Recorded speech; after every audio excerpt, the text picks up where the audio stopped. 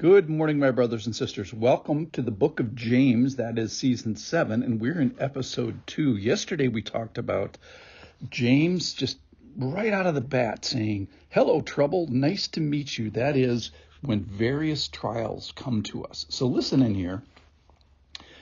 This is James chapter 1, verse 2. "Count it all joy, my brothers, when you meet trials of various kinds. For you know that the testing of your faith produces something." What is it? "Steadfastness. And let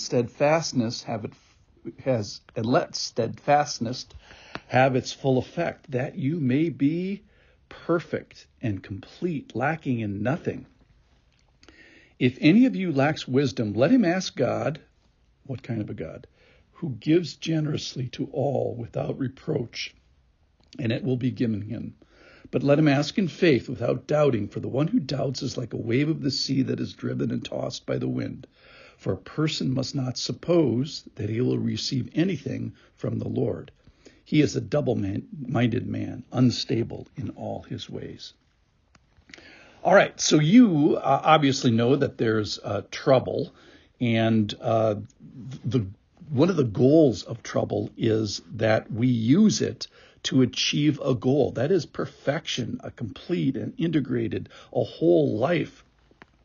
The problem is we have, when trouble comes, we're tempted to say, "Oh no, trouble's here." Our wise James here is saying, no, when trouble comes, we're supposed to say, yes, it's a way to achieve a certain goal, to be more mature, but I'm going to need some help. So what is wisdom? Wisdom is knowledge rightly applied to reality. And the first thing he talks about is trials. So is any of you taking care of a 3-year-old, or did you marry another human being, or is there anybody that you need to forgive, or do you have legal troubles or financial strain?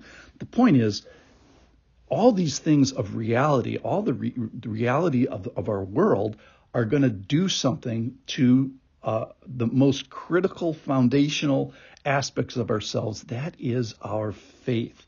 So trials are what shake our foundations, and they're going to test those foundations. And here's the irony of this is all these things we're going to find that our faith is probably a little imperfect, probably a little bit lacking, and we are going to have to ask the Lord for wisdom and sort of fix this. So the irony is that we have trials. That's not the irony. Trials are going to test our faith. That's not the irony. But we're going to have to ask for wisdom to help us with our faith. And the way we ask is probably a little imperfect because we're asking with our cracked faith for better faith. So there is a marriage of faith and wisdom. And so know that when we face different trials, hard things at work, or maybe a sickness, or maybe loneliness, or maybe just an aloneness, or a grief, or difficulties at church, or something with your health, that all these things, all these trials are going to test the critical foundation of your faith. All right, so my illustration today is Dear Abby. So, Dear Abby, you know the story. Someone writes in with one of the trials that they're facing, and generally they're pretty complex. And then Dear Abby writes a response, and you can read about it in the paper or online. Now, here's the thing that I want to say today is I think, in my humble opinion, that Dear Abby is wrong, that she gives actual bad advice at least 51% of the time. So why is that? Because I think, in my opinion, she is a person without faith in the Lord. She's a person without the wisdom to the Lord. So she doesn't have the critical element to apply to these difficult trials.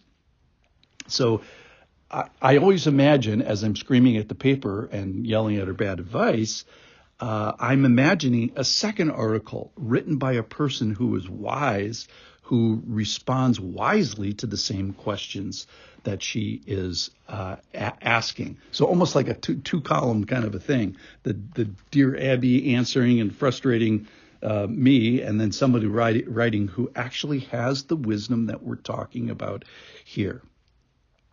Okay, so let's get down to brass tacks. So you're going to have trials. They're going to be difficult. And here's the question I would ask. What trial do you face? And so specifically, if you had to write, Dear Abby, what would you ask? What would you write to Dear Abby of the trial that's going on in your life? So you're asking, hey, I need some bullets of wisdom to shoot at this particular problem. And the most needful thing that you're asking for is wisdom. How do I, strategize this? How do I shoot at this? Well, the answer here is you have to shoot at the right. You have to ask from the right guy. That is God. Well, what kind of a God? Let's drill down on that. It's a generous God that James is asking us to picture. It's a generous God, one who gives, for starters, who gives generously, and then who gives without reproach and doesn't just, kind of nail you with it. So he knows that we need it. The question is, do we know that we need it? I'm telling you, hey, you got to write a letter to the spiritual Dear Abby, and we all may say, hey, I'm fine, I'm okay, I'm good, I got this. James is saying, no, I want you to write to the good spiritual Dear Abby. Because why? You are in trials, no question about it. The trials are going to test your faith. Test my faith in what? In who you believe in. What kind of a God you have. Is he generous? Does he give? Does he give without reproach? So you're going to doubt. What he's saying is, don't doubt the kind of God that we ask. That is a good God and a generous God. So we need wisdom, but from who? We need wisdom from a good God. So we need to write our Dear Abby question to the wise God that gives generously and may give us some of that wisdom. So let's all write a little letter in our head today. What would we ask about in our lives? What trial are you facing? Number one. Number two, Lord, help us trust you that you're good. Thanks for listening. I'll see you tomorrow.